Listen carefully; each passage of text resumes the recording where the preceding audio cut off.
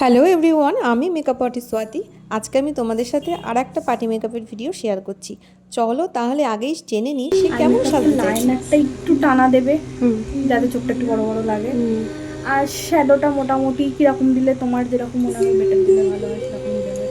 তাছাড়া কোনো লিপস্টিকটা ডার্কের মধ্যে না নিউডের মধ্যে পছন্দ? না, নিউড একদম দিও না, মোটামুটি শাড়ি অ্যাকর্ডিং যেরকম যাবে মানে একটু ডিপের মধ্যে দিব। একটু ডিপের মধ্যে আর দিয়ে স্কিন দিলে টোনটা হবে। একদম মানে হ্যাঁ মোটামুটি তোমার স্কিন টোনটা অ্যাকর্ডিংয়ে রাখবো, ব্রাইট হ্যাঁ হ্যাঁ করবো হ্যাঁ, না। না খুব ব্রাইট করার, বেশি ব্রাইট করার দরকার নেই। বেশ। মোটামুটি যেরকম ঠিকঠাক লাগবে সেরকম, অতিরিক্ত ফেয়ার করার মানে তোমার দরকার নেই। গলার সাথে মুখের যেটা মানানসই টোন হ্যাঁ সেটা আমি হ্যাঁ করবো। হ্যাঁ হ্যাঁ হ্যাঁ ঠিক আছে, শুনেই তো নিলে কেমন সাজতে চাইছে।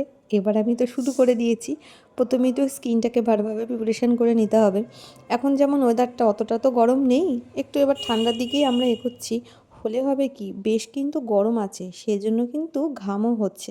এবার সেটা এক একজনের স্কিন অনুযায়ী সেটা ভ্যারি করে, কারো স্কিন খুব ড্রাই হয়ে যায়, কারোর হয়তো ঘামটা খুব বেশিই হয়। আর আমার যেন মনে হয় সাজাগোজা করলে যাদের বাড়িতে অকেশন থাকে তারা এই যে হুটোপাটা করে না, একটা ভারী ধরো ড্রেস পরছে, ফুল দিচ্ছে, বা যাই হোক, এই যে বাচ্চার যেমন অন্নপ্রাশনে একটা ছোটাছুটি করতে হয়, সেদিন একটু ঘামটা হয়।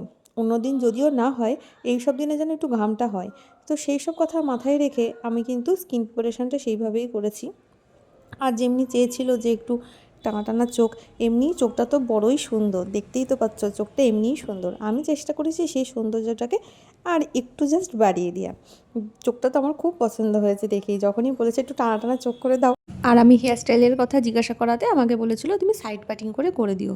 তো আমিও তো বেশ খুশি খুশি ছিলাম, কিন্তু মাথায় এত কার্লি চুল, বিশ্বাস করো আমি স্ট্রেটনার দিয়ে যে কতবার স্ট্রেট করেছি তার মানে ঠিক নেই। প্রচণ্ড কার্লি চুল, আবার সামনের দিকে অনেকের যাদের চুল থাকে না তাদেরও একটা কষ্ট। আর যাদের সামনে এই যে কুচি কুচি চুল থাকে সেগুলোতেও মানে ম্যানেজ করা খুব কষ্ট। যদি লেন্থ একটু চুলের বড় হয় সেগুলো তো আমরা স্প্রে দিয়ে ঠিক করে দিতে পারি, কিন্তু এই দিদির মানে সাইডের চুলগুলো, মানে বাঁ সাইডের চুলগুলো কত ছোট্ট ছোট্ট, কিন্তু ওটাকে কোনোভাবে ম্যানেজ করা সম্ভব না। আমি যেটুকুনি পেরেছি করে দিয়েছি। কেমন লাগলো বলো?